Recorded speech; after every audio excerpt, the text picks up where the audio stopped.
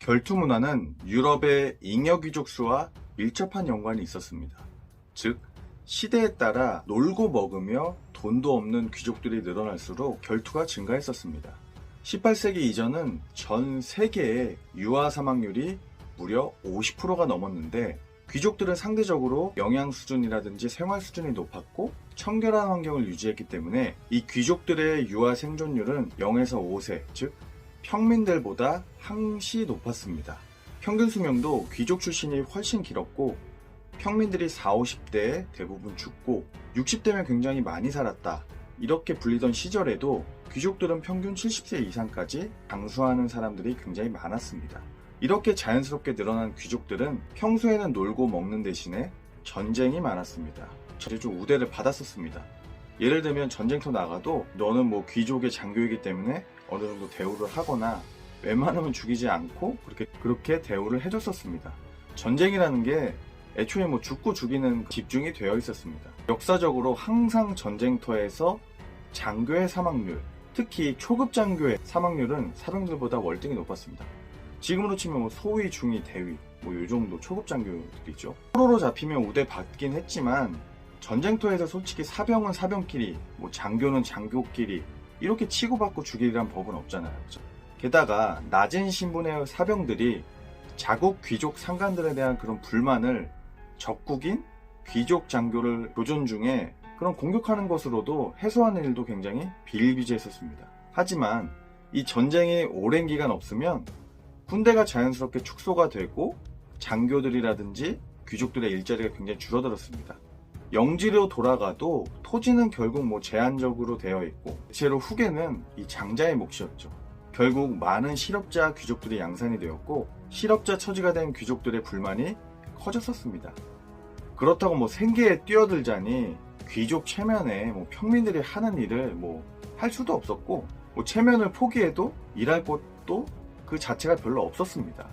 삶에 꼭 필요하다고 생각되면 4대 학문인 뭐 신학이라든지 의학, 법률, 철학 등을 배워서 성직자라든지 교수 등이 되는 것은 당시에도 귀족 체면을 망치지 않는 거라고 여겨졌고 사회적인 좀 지위가 있었으니까요.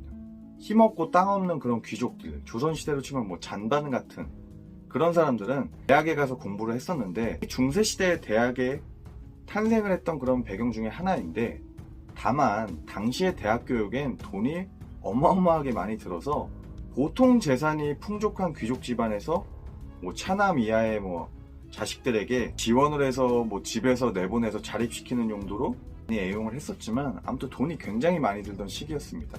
그렇지 않은 귀족들은 당연히 반란을 모의했거나 뭐 별로 하는 일이 없었어요. 한마디로 말하면 뭐 백수건달이었죠. 왕은 이런 반란을 막기 위해서 주기적으로 전쟁을 외부에서 일으키거나 아니면 이들의 불만을 다른 방향으로 풀어줘야 했습니다. 그 가운데서 하나가 바로 결투입니다. 위에 상술한 제가 이유로 결투가 항상 귀족들에게 유행한 것은 아니었습니다. 시대에 따라서 유행이 되기도 했었다가 어리석은 행동으로 비춰졌다를 반복하기도 했었습니다. 전쟁 중이거나 이런 전쟁의 위험이 심각할 때는 결투를 신청하는 것은 젊은 혈기를 제어하지 못하는 이기적으로 행동으로 비춰졌었고, 전쟁 영웅이나 군대에 몸담고 있는 이들에게 결투를 신청하는 것은 매우 무례한 행동으로 생각되었던 시절도 있었습니다. 당연히 상시 전쟁터에 제일 먼저 나갈 준비를 하는 신분인 군 장교에게 결투를 신청한 비장교 신분의 상대도 다른 사람들이 비난하거나 모욕해도 사회적으로 받아들여졌었습니다. 애초에 결투의 주 유래 중 하나가 귀족의 개체수 조절이었다고 하면 좀 믿으시겠습니까? 조절 대상으로 자진해서 이런 대기 중인 전쟁터에 나갈 장교를 결투로 없애는 건 굉장히 비매너라든지 사회적으로 굉장히 좀 지탄을 받던 시절도 있었습니다. 이 결투에서 서로 손해보는 살인을 피하는 방법은 보통 먼저 총을 쏘는 결투 신청을 받은 사람이 엉뚱한 곳에 총을 쏘거나 아니면 칼을 휘두르지 않거나 해서 나는 싸울 의사가 없다, 이렇게 보이는 방법도 있었습니다. 그러면 싸울 의사가 없는 상대편에게 공격을 하는 것도 예의가 아니기 때문에 또 결투 이후에 평판을 생각해서 총 안 쏘고 그냥 화해하거나 그냥 마찬가지로 똑같이 엉뚱한 곳을 이렇게 발포해서 마치거나 칼을 내리고 하는 게 또 일반적이기도 했었습니다. 이런 그런 암묵적인 룰을 처참하게 깨버려서 두고두고 까인 게 유명한 사건이 있습니다. 앨런버와 알렉산더 해밀턴의 결투를 벌인 앨런버입니다. 현직의 부통령인 앨런버에게 결투를 신청을 받은 알렉산더 해밀턴은 미국의 국무장관이었습니다. 아들을 결투에 이른 아픈 과거가 있어서 솔직히 결투 굉장히 혐오했었어요. 근데 당시 신사의 그런 체면을 위해서 나갔었어요. 어쨌든 결투에 응해서 나갔는데 해밀턴은 이후에도 자신이 저지른 그런 무례를 사과할 생각으로 총을 일부러 좀 빗맞췄습니다. 근데 분노심에 불타있던 앨런버는 이런 거 신경 안 쓰고 그냥 해밀턴 쏴서 죽여버렸습니다. 그리고 앨런버는 법적으로 처벌을 받진 않았어도 정치적으로나 사회적으로 완전히 매장당했던 그런 유명한 사건이 있었습니다. 결투가 흔하던 그 시대에도 충격적이고 굉장히 예의 없는 행동으로 남아있는 걸 보면 중요한 인물이라든지 아들이 귀한 집이라든지 자식은 이런 결투의 대상이 될 수 없었습니다. 솔직히 예의상 하고 만다 하는 그런 불문율도 있었는데 어쨌든 그런 불문율이 암암리의 룰로 엄격하게 굉장히 지켜졌던 것 같습니다. 시간이 지나서 인구가 굉장히 넘쳐나고 다시 귀족도 많아지자 이제는 좀 낭만주의 시대처럼 낭만적이라면서 결투를 허용되었습니다. 중간에.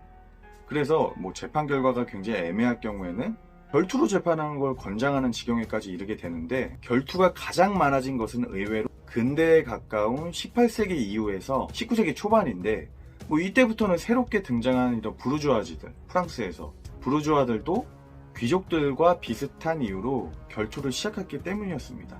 이렇게 결투를 권장하는 정도로 통제가 안 될 만큼 굉장히 내부에 잉여 귀족의 수가 많아져서 우리나라도 조선 후기로 갈수록 매간 매직을 하든 뭐라든 족보를 사든 굉장히 귀족이 많아지잖아요. 그죠? 인구의 반 이상이 다 양반이었던 시절도 있었잖아요. 그래서 실업난이 닥칠 경우에는 국가가 주기적으로 전쟁을 일으켜서 이들의 불만을 외부로 돌렸었는데 이 결투 문화의 범람은 여러 가지로 유럽에서 마녀 사냥이 성행했던 것과 굉장히 비슷했습니다.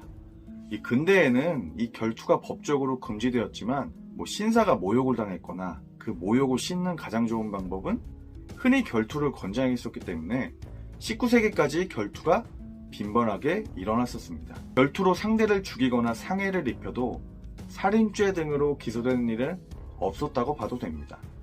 둘이 합의하에 중개자가 있는 상태에서 서로 파이트, 싸운 거니까, 그죠? 그래서 러시아의 시인이 러시아의 대문호, 그 유명한 알렉산드르 푸시킨, 그리고 프랑스의 수학자 에바리스트 갈로아, 그리고 러시아의 작가 미하일 레르몬토프 등이 목숨을 잃을 정도로 유럽과 미국에서 결투로 인한 인명사고는 18세기 중반까지도 굉장히 흔한 것이었습니다. 자, 영상이 좀 긴데 2부에서 뵙겠습니다.